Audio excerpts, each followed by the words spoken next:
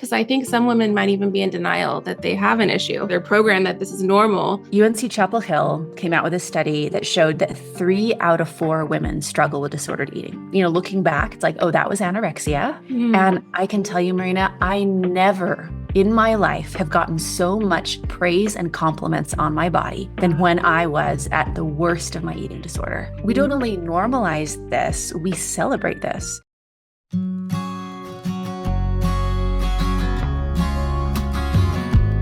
Today, I have the beautiful one and only Lydia Knight. She is the founder and CEO of the She Center, where she believes in revolutionizing the human experience through human skills training and female empowerment. Specifically, she offers executive coaching to leaders of every gender throughout the world and certifications in human skills of emotional intelligence, communication, and stress management. And her approach is really more effective than directive. She does top-down instruction and neuroscience and community-based coaching styles that facilitate internal transformation and in turn leads to permanent and external results, which is what we all want, right? We want one time, we're going to actually fix it, not do it over and over and over again. So I love this. And her past clients have doubled their income. They've gained promotions. They've pivoted their careers. They've healed relationships, ended lifelong eating disorders, and more. And so Lydia is also a mom to a beautiful teenage daughter, which we're going to talk about, but so many varied things that you offer. And I'm just so glad to chat today. So welcome to the show. Well, thanks for having me on, Marina. I'm so excited for what we get to create today for sure. Absolutely. Well, I always like to dive in to find out, well, how did you get here, right? How did you become a coach? How did you come to create this company? What's your backstory? Yeah, so my motherhood journey is a big part of it. I grew up Mormon, and so once I had a child, I was discouraged from like working out in the world, but I'd been working since I was 11 years old, and that was a very important identity piece for me. And so I was like, well, I'll work from home. And that was a bit of a loophole. So I started working from home. I started as a health coach, and that grew very, very quickly. So became one of the top 1% of health coaches in the United States. I trained hundreds of health coaches, thousands of clients, and it blew up very quickly. But what I realized after a while, and these are the hard truths that are important pivotal points, is that what I was doing as a health coach, it was really weight loss coaching. And restrictive dieting is the #1 cause of eating disorders. And I developed my own awful eating disorder. And I tried to keep it a secret for years because I'm a health coach, so I'm not supposed to have an eating disorder. And through finding solutions for myself and, thousands of others was really the main thing that launched the She Center, where it's about empowerment and where it's about being able to have a relationship with our brains that are all different and make an impact. So that's like the quick journey of how I got to where I'm at now. Amazing. Well, it's so good to hear transformation #1, which I always feel it makes us the best to be able to talk to the person we used to be, right? Because we've been through it. And so do you mind shedding light on like what your eating disorder was specifically? Because I think some women might even be in denial that they have an issue. They're just doing it to do it, or they're programmed that this is normal. Can you shed some light on that? Absolutely. And you said that so well, like we're programmed to normalize it. So UNC Chapel Hill came out with a study that showed that 3 out of 4 women struggle with disordered eating. Wow. 75% of women. And we see the same thing.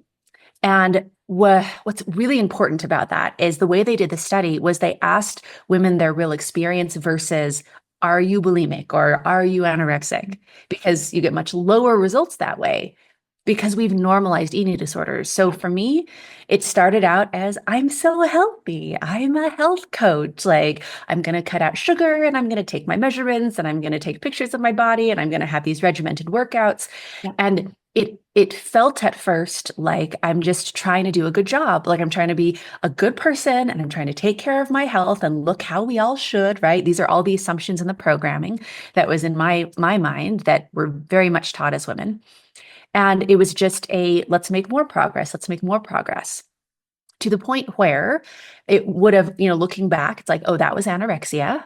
And I can tell you, Marina, I never in my life have gotten so much praise and compliments on my body than when I was at the worst of my eating disorder. Yeah. It was a life-threatening situation, and strangers were coming up to me in the gym and being like, what is your secret? We don't only normalize this, we celebrate this. Yeah. So what happens when we're really restricted with our food is that our body has a biological response to keep us safe, which Mhm. is it creates really big hunger, really big cravings that feel out of control. So then I started binge eating. Then I was horrified that I was binge eating. And Mhm. then it went into bulimia because, well, I have to do something about it. I have to fix it. I'll just get Yeah. to the reset point. And so it really went from like anorexia to binge eating to bulimia. And I didn't know it was an eating disorder for many years because I hid the things I was ashamed of and got praised for the results Mhm. of hurting myself. Yeah. Wow. What a story. I mean, and just an emotional and physical roller coaster, too, to be honest. Like, it's an emotional roller coaster just mentally, let alone what your body is going through, And so that's pretty crazy. When it comes to New Year's resolutions, I feel like it's usually weight loss focused, right? So we think fresh start, let's jump on the scales. What is your ideology about the scales? So it's interesting because there's this programming that we have around the Yeah. scale of, well, I need to know. Like I need to know the number Mhm. so that nothing gets too out of hand, so I can keep myself in control. And we're really taught as women to control ourselves, like Mhm. keep everything in check and know your stats and don't let things go too far and don't let yourself go. Even thinking of that phrase, like letting our where are you going? Yeah. And honestly, letting ourselves go oftentimes leads to freedom. Yeah. So Never be when it, free. Yeah. yeah, exactly. So when it comes to the scale, if you step on the scale, if it's the same, oftentimes, if we're trying to make efforts, then we feel bad because it's the same and it's not lower. Hmm. If it's lower, then we feel cravings of like, oh, well, it's making progress. Maybe I can, eat a little bit here, cheat a little bit here. And then it turns into that cycle that's negative. And then if it's up, then it feels like an emergency because we have to do something about it. So what's interesting about the scale is that one, truly, it doesn't matter. Hmm. I haven't known what my weight is for years and years. And look, I'm here to tell the tale. I'm happier than ever. Like, we don't actually need the scale. Yeah. And what the scale is that it's giving our emotional state a way to a number. It's Hmm. saying, let's see how I get to feel about myself today. And that repeated habit is one of the most damaging ways we can start our day. Yeah. So that's my philosophy about the What you just scale. listed is like all of those options are not a win. Like each one Yeah. is a punishment, And it's so crazy that we do that to ourselves over and over and over. So, how do we reprogram, I guess, our approach to our body, accepting it as it is today, but then also wanting to be a healthier version of us? Because I think most of our listeners are high performers. So, we're like, give me the checklist, tell me what to do, I'll fix my life. How do we reprogram that? Yeah, so Virgie Tovar has a great statement that goes a little something like, what the diet industry has done is it's taken these fundamental human needs, like moving our body and nourishing ourselves and eating food that are just like, I'm embellishing a bit, but the things that are human to us. And what the diet industry does is it sells it back to us as diet and exercise. True. I remember when my daughter was little and like the washing machine was going and it was sort of off balance. So it was making that clunk, clunk, Yeah. clunk sound. And she just started like doing a little dance, right? Because it's like, as Yeah. human beings, yeah, we move, we hear Yeah. rhythm and we love it. And so it's so important to come at it from that perspective of nourishing myself and moving my body, doing things that are healthy, are human and wonderful. Yeah. And it's not something where we conflate health and weight so much. And the truth is that you can be healthy at lots of different sizes and shapes, and there is no right size or shape. And when Yeah. we wrap those two things together, that's when it turns toxic. Yeah, that's true. That's really good. And I think also just re-examining where we're getting our inspiration from. It probably shouldn't come from the diet industry, or from the fitness model who's 20 and hasn't had 3 kids, like really finding healthy examples of what normal is. But it's not to say like I think I can go into my 40s and be the healthiest version I've been. So I think also just reframing what does this age look like for me in my body in this season of life. It's going to be different for everybody. And so that's something really exciting to look forward to. But it is so hard because every day we check our social and it's like another skinny girl, another this. And it's because our past definition tells us that that's what we want. So we have to constantly be like, oh, hard stop, repivot. What are we looking at? It is so hard. Hey, ladies, real quick, if you are looking for a mentor, I just wanted to remind you that I offer mentorship to entrepreneurs. So if you're someone who has a never ending to do list and you're spiraling out of control and feel like your business doesn't have a track plan, I want to work with you every single week for a month at a time. It's super simple, but I come from over 10 years of experience doing this myself, and now I'm willing to give that information back to people. So I've mentored real estate agents, I've mentored wedding photographers, I've mentored other business owners, and they've come from a place of overwhelm mostly, and they really just needed clarity and a couple of action steps to move the needle, and we've seen gigantic leaps and bounds in their business, like I can't even tell you.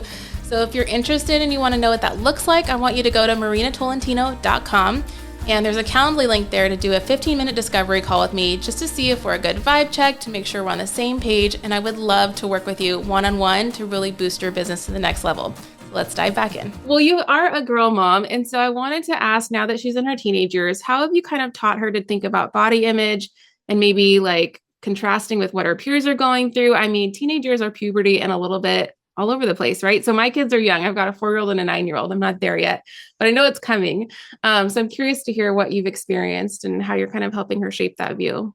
Oh, for sure. Because I think, especially as moms and moms of girls, like we want better for them than we've had for ourselves. We want them to grow up with a really healthy body image. Yeah. And here's the truth, but sometimes some hard news Yeah. is that our daughters pick up on their view of their body, their view of food, almost exclusively from how we feel about our body and our relationship with food. And I know that as moms, we're like, we tell our girls they're beautiful, and we tell them that everybody is a fine body, and we tell them the right answers. But what they're actually going to do is way more based off of how is our relationship with food? How do we talk about our own bodies? Are we canceling outings because we feel bad in our clothes? Are we restricting food? Are we having these cheat days and then trying to make up for it the next day? They're going to look at that behavior in our relationship. So the best things that we can do for our daughters is to be the kind of women that we would want them to be in the way that we feel and our relationship with food. Yeah, that's such a good example. It's just a reflection. So if you don't like how you're treating yourself, then maybe we need to reevaluate, because we want our daughters to feel better, which leads into being the best version of ourselves. So that's what you do as a coach and help other women do that. And I think, again, we have the same audience. So it's women between usually age 30 up to 50 who are mid-career, right? We're hitting the most income we've received yet. We're really hitting our stride. And we definitely value the personal development. We usually have a coach or some kind of accountability in place with our career because we know we need it. What is a common thread that you're hearing from clients, or like what's an issue that keeps coming up? Do you have any like context on that? Oh, absolutely. So what we have found in the 9,000 clients that we've coached, that the number one most effective way to have that transformation, to be the highest versions of ourselves, is to work with our own programming that we've been given by society and change that programming so that instead of just saying, oh, I'll just do what other people want, or I'll just take what I've been given as truth, to get in touch with our authenticity and to examine that, and then to create the life and the patterns that we want of our choosing, because that's where our satisfaction, that's where our light is. Mm-hmm. So the number one theme that we see why people come to us and want that transformation in such an effective way is because there's something from your past that is polluting your present. Mm-hmm. Where someone told you were too much or not enough, or how dare you make more money than your parents did, or, well, if people found out if you were successful, then you're going to be bragging. There are these pieces of programming that are keeping us from moving forward. And so being able to see what those are and to change those and to transform those is one of the most direct ways to do that. And one of the biggest problems we see, because the programming that we're given is not to serve us, it's to keep the same systems in place that have been in place. Yeah, exactly. And I'm glad you touched on that, because usually like you'll go into, like if you're new to personal development or new to a coach, you think, oh, I'm just going to work my business. And it turns emotional really, really quickly. Like, oh, we're going there. Like we're going deep, And it's because nobody has a perfect childhood. Nobody has a perfect anything. And so we all have stuff that we've kept on and baggage, and we like these mental roadblocks that have just been cemented that we do have to break through. And so much of it is just lies that we've told ourselves. And it really is sometimes the silliest stuff that's like keeping you from going to that next level or that next freedom. And so it's just, yeah, identifying. I mean, let's go into identity real quick. So that perspective comes with that baggage, right? So we're coming to a coach with stuff that are lies. We think this is who we are. We think what we do is who we are, which is another issue. How do you framework identity and what does that look like? Yes. So identity is this feeling of this is who I am. And in some ways, that's going to serve us. And in some ways, it's not, depending on how you fill in that blank. Like, who are you? And so we put labels on ourselves. And I think you made such a great point where a lot of times what we do becomes that identity label. Like if you ask someone who you are, a lot of times they will say, especially as women, your roles, you're doing, like this is what I do for career. I'm a mom to whoever. And to have an intentional identity is such a big deal because our results don't match really our action, which I know, like we all think if we can just effort harder, and I know this is part of your story, it's like if I can just effort harder and work more, I'll get the results. But it's not about what you're doing, it's about who you're being. And who you're being is that identity. And you form that identity with who you're being in an intentional way to be a match with the results that you want in life and how you want to live and how you want to feel. So identity is one of the most direct ways to get what you want in life because you decide what you want authentically and then you build an identity that matches that. Yeah. Oh, that's so good. So it makes me go back to like New Year's resolutions. We usually think of all the things we have to accomplish this year as our resolutions. Like, let's make a to-do list. And instead, let's become list. Like, who do I want to become by the end of the year? I think that would be so good. Just reshift. Like, how do I want to feel emotionally? Who do I want to show up as at the dinner table? What kind of version of me am I? Not what did I accomplish? How much money did I make? How many clients did I serve? Like, we're throwing that out the window. It's going to happen anyways. But who am I going to be to those clients as I go throughout the year? I think that is really important. So good. And then I wanted to hear too, like, it's just an interesting time. I feel like in entrepreneur life, like we went through the girl boss era, right? So that was like the 20 teens, I guess you could say. Girl boss or girl boss. And I feel like pandemic, we had a reset. Everybody kind of had an instant stop and reset. But now that we're picking up, it's 5 years after, which is kind of crazy. What kind of trends are you seeing with women working and like how has it changed in your perspective? Or are we doing it any better? What do you think? Yeah. Oh, that's a really great question. So looking at that journey, I love that awareness of like we went girl boss to reset. Something that came up in the pandemic that is really useful is that a lot of us got more in line with our values. Because our day-to-day was changed so much, we had to make more intentional decisions. Yeah. So a big theme that we're seeing is that there's a new awareness of who we are, what we want, what our values are.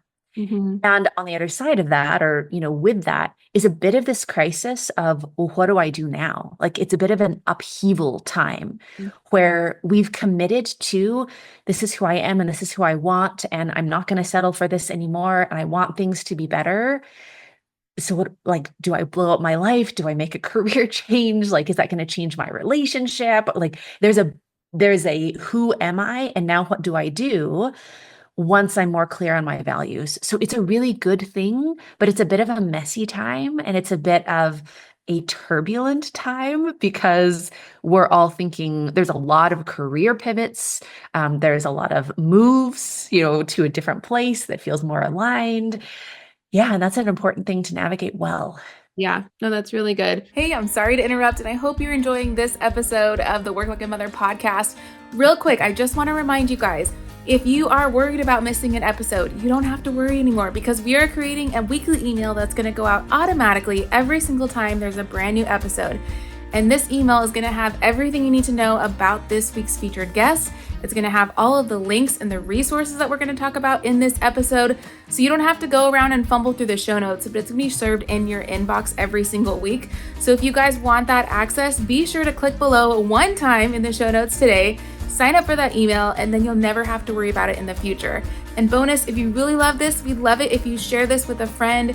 Give us a review on whatever platform you're listening to, and we'll continue to bring new episodes and new information that's going to help you level up your life every single week. What advice do you have for someone who's in that messy season? Like, how do they navigate out of it? Is there anything you guide them through with questions at all? Like, how do they make a matter of it? Yeah, that's a great, great question. So one is, and this is going to be a bit of a maybe unexpected answer, but it's a really good place to start. Yeah. Get more play into your life. Oh, love it. Yes. Because when we have a messy season, a lot of times we want to go into more work and more effort and more doing. Mm-hmm. And it's like trying to fix the problem with like the same state that created the problem or the turbulence. So to use our brains and our bodies in a different way, where we're in a more play state, Mm-hmm. is a great way to get more in touch with the clarity of what's authentic to us versus doing the whack-a-mole of like, I just have to do things and like be in action all the time. So being in a state of play. So the question would be like, how can you get more play in your life? What do you need to arrange so that you feel comfortable in play? Right? Like you might need to delegate some things. You might need to have someone, who has your kids or is delegating some things with work so that you have a little bit more space with play. And then after you get into that place of play, to really find a community that is moving through this so you're not alone. Mm-hmm. So, like you were saying, the importance of having a coach and that direction along with community, because we get a lot more clarity when we're in community and when we have that guidance. Mm-hmm. And I would highly suggest to find a coach, to find leadership with someone who's going to help you define what is authentic to you versus the guru model of like, do these 25 steps of your morning routine every morning, just like me. Yeah. And yeah, I would definitely look for the more authentic coach that's going to help you find your truth. Yeah. And that's a good point too. And the community is like, it can be so hard to find that community around you. Like specifically for me, I live in an agricultural zone. Like everyone's like 2 acres away. We're not bumping into each other on the road at all. Sometimes you have to buy into the community to find your people, and that's okay. And so it's totally okay to find like group coaching or a Facebook group that's going through the motions so that you can connect with someone that's in a different state and then have a really great phone call. Like take it offline too. I think more women need to do that, is like actually create relationships better instead of just like, oh, the DM here or whatever. Like we need deeper relationships. But going back to play, can you list out some ideas and inspiration for play? Because I think so many of us have forgotten what play even is. Oh, that's so true. And we've probably both been on that journey as well. Like, I'm needing to figure this out for Yeah. myself. So sometimes we have this concept about play of like, I'm disciplined and I do work.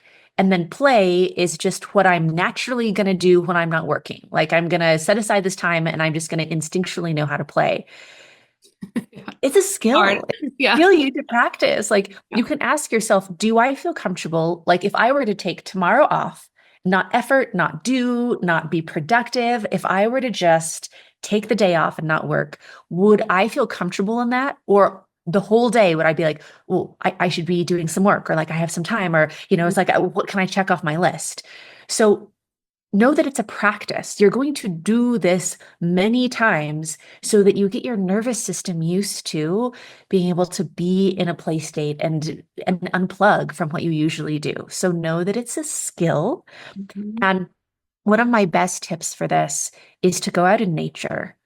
Nature is a really interesting example of abundance and just beauty just cuz like why not put like make 1,000 flowers and like that's who I am.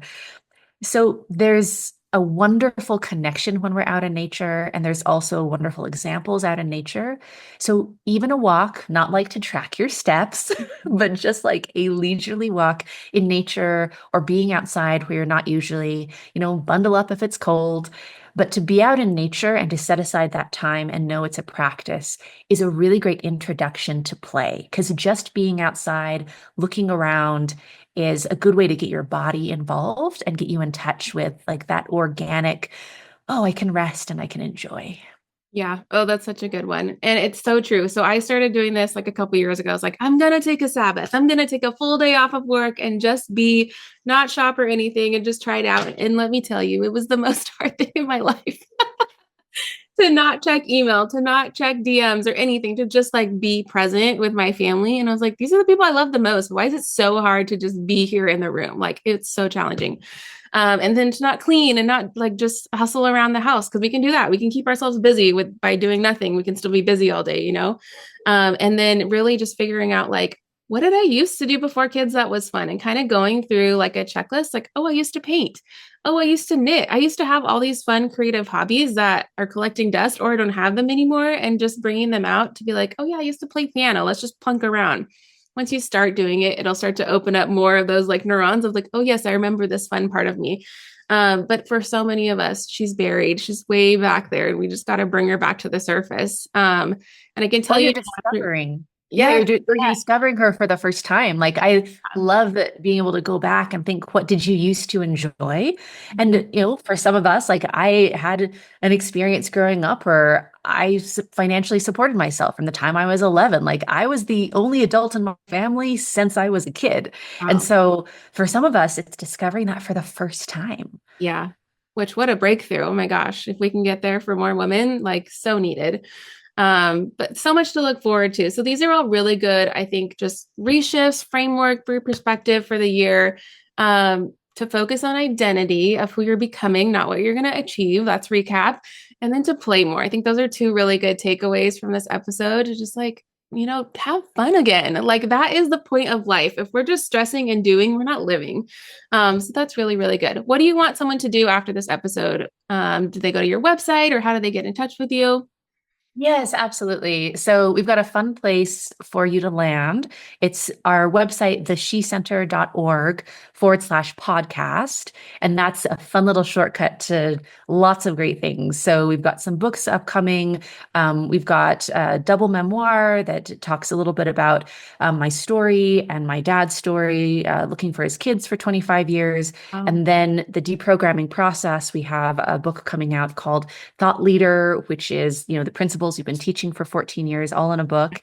But then the number one thing that I would say is as we look for community and that connection, we have a completely free community where we do fun challenges. And it's a environment where you can be in that authentic place and really discover and be in that community and find your people from all over, right? Because it's digital. So you can go and join that community as well, which is really fun. So all of that will be on theshecenter.org/podcast.